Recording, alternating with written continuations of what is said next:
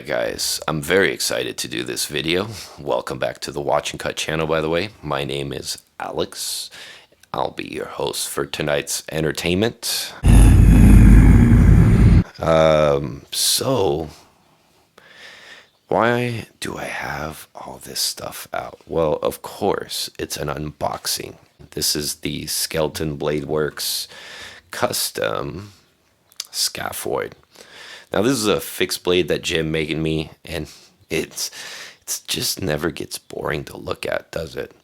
Just really cool stuff. Now Jim has been making knives for a very long time now, quite a few years, and I've been watching him since before that. He used to be, well, still is, a high-end content type YouTube reviewer. Things that are great. Here are the areas of opportunity. Here's what I would do. Here's what I've seen what was successful for other makers and other brands, and I try to give them feedback. Although he's getting more into the production thing, which is nice to see, because I'm sure that's going to cater to a lot of people.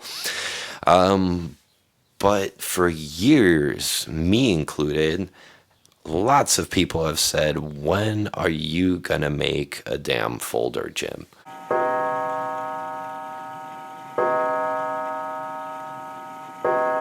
And it was usually an FU response and followed up with an LOL on both sides, and that was that. There was rumors, I think, back a while back, that he was gonna possibly do something with CKF, but I don't know. Anyways, the moment has finally arrived, ladies and gentlemen. We are finally gonna get to see a folding knife designed by Jim Skelton. The sleeper must awaken. Now, there are lots of videos on this, and in all honesty, there probably is a lot of hype going on because everybody loves Jim, and me included. I'm gonna try not to do that hype thing, and as a matter of fact, I have not watched one review on this knife yet, other than Jim himself kind of introducing it and showing it, because I didn't want anybody else to kind of influence my opinion in any sort of way. On the flip side, I did hear from multiple people. Everybody said this thing is the cream of the crop. It's the best thing on earth. And here goes the hype train, right? And so I'm going to go with a sterile mind and hope that I'm impressed. Now, I have handled this thing already just to take a few pictures. And when I originally took it out of the box, I was I didn't make up my mind on it right away. Some knives, you just pick it up and you know right away, like, it's love at first sight, and like, wow, this, that, and you point out everything that's awesome. This particular knife, I kind of wanted to check it out for a little while. Now, as you can see, this knife is made by Tuya knives. Dave is one of Jim's friends, and they collaborated to make this project happen. This is also my first experience with a Tuya knives. Yeah, I know. I don't buy everything, but Tuya is a import company, and there's tons of them out there, and you just, We Knives, Riyadh, I mean, there's tons of great ones out there. You just kind of like don't want to buy all that stuff all the time. Not everything that comes out needs to come to the knife box. So, but when Jim ended up announcing this collaboration, it was something I had to try to experience. So first off, I was relatively impressed that you get this case, kind of like a custom knife. It's pretty rad, actually. There's Dave's card, because this one I actually didn't buy from Jim. I actually bought it from Dave. And I ended up getting an orange G10 because my lame ass waited till the last second to buy one. So I kind of wanted that copper kind of, I don't know. Here's a picture of it. It's like a copper or carbon fiber, I believe, or some sort of thing, or copper aluminum, or carbon aluminum. I don't know. He had a carbon aluminum one. He had a copper aluminum one, and I kind of wanted that copper one. Let's take a closer look. So here it is. This is called the Caladan. Now, the Caladan is based on a movie that Jim likes very much, Dunes, and it's the story of basically two different groups of organizations from two different planets trying to acquire the spice. Spice. And the spice of life. This spice is this substance that makes you live forever and travel anywhere in the universe without even moving. He who controls the spice controls the universe. Yeah, it's a trippy movie, guys. As a matter of fact, I just decided since I got this knife, I was going to watch the movie again because it's been decades since I've seen Dune. And there is a new remake I have not seen yet. I just wanted to re-watch the OG.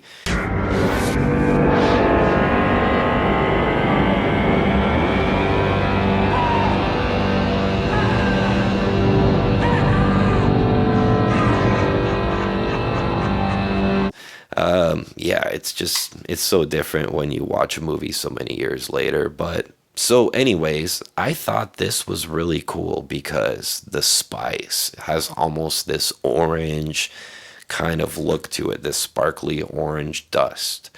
And so getting the orange version of the Caladan, I think, is very fitting. Now, as you can see, you got a nice titanium bolster right here. Orange G10 scales, but comes in many variations. Flip it over, and you have yourself a bolstered lock construction, which I think that's awesome. I'm a huge fan of this. They're a pain in the butt to make because you're going to have to leave the right amount of gap and make sure when you disengage the lock that everything is fitted up nicely. No gaps anywhere. And as you can see, they kind of nailed it. So that is pretty awesome. So awesome bolstered lock.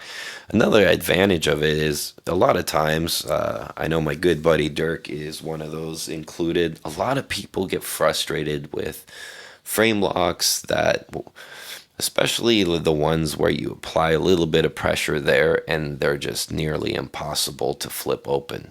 Because what ends up happening is the tension you put on the lock bar when you're gripping the knife pushes the detent hole even harder into its little detent pocket in the blade. So when you're trying to force the blade open, basically you're fighting two different areas there, and it just becomes very unbearable to try to flip the knife open. Bolstered lock, you don't have that problem because no matter how much pressure you're putting here, within reason, of course, you're not putting pressure on the lock bar itself. So you get the frame lock kind of functionality, if you will, but you get a kind of more show material on the handle. You just get this kind of really cool construction. Big kudos on that. The clip works great. It's got very light tension on it, but it doesn't rattle. It's just perfectly fitted up. It's very light, very thin, plenty of space, 3D milled, all that good stuff. This little point right here just really makes it easy to just access your the rim of your pocket. Man, yeah, just well thought out. The handle itself is actually really, really comfortable. I do like it.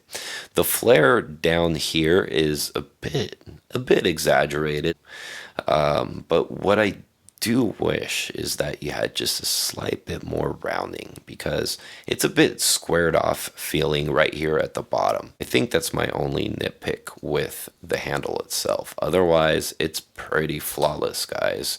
Now, as far as the way it looks, that's very subjective, but you can see this thing has this really exaggerated kind of guard right here. And up front, we have this really nice, clean blade. And look at that edge, factory edge. As far as the blade steel here, we have S90V, just a little Tuya logo right here. Blade steel nomenclature right here. Just a really sweet blade. Classic drop point, lots of belly. Nice sharpening choil, very nice lines. Almost kind of has a spear point appearance with that very nice pronounced swedge. So I really like it. This knife from pictures and ads, once I got it in the hand live, it actually kind of surprised me. It's a little bit larger than I expected. That's what she said. That's what she said. That's what she said. That's not a bad thing at all.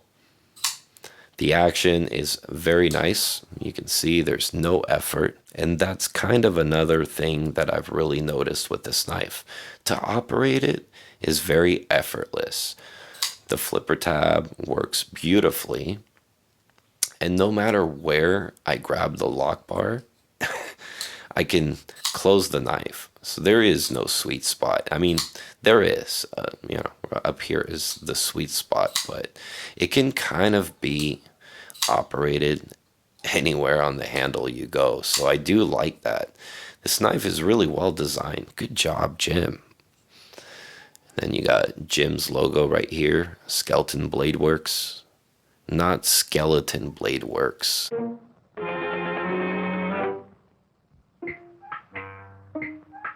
Skelton Bladeworks, for those of you that get confused. And then you got this beautiful backspacer right here, just clean and simple. The only critique is it's kind of a waste to even do that. I mean, I guess I like the looks. It makes it kind of look ventilated. But for a lanyard loop, you're going to need a very skinny lanyard to go through there to do that. And they do exist, but that's a limitation to you lanyard guys. So for me, it's not a problem because I am not a lanyard person. So anyways, guys, we'll do a full review on the Caladan at some point here. I'm going to send it off to my buddy Dirk because he's excited to check it out. And that'll do it for tonight's unboxing of the Skelton Bladeworks Caladan. Have you guys got one of these already? What do you guys think? I think Jim nailed it for his first folder. And I think I've almost forgot to mention the price. These guys are an incredibly reasonable $250.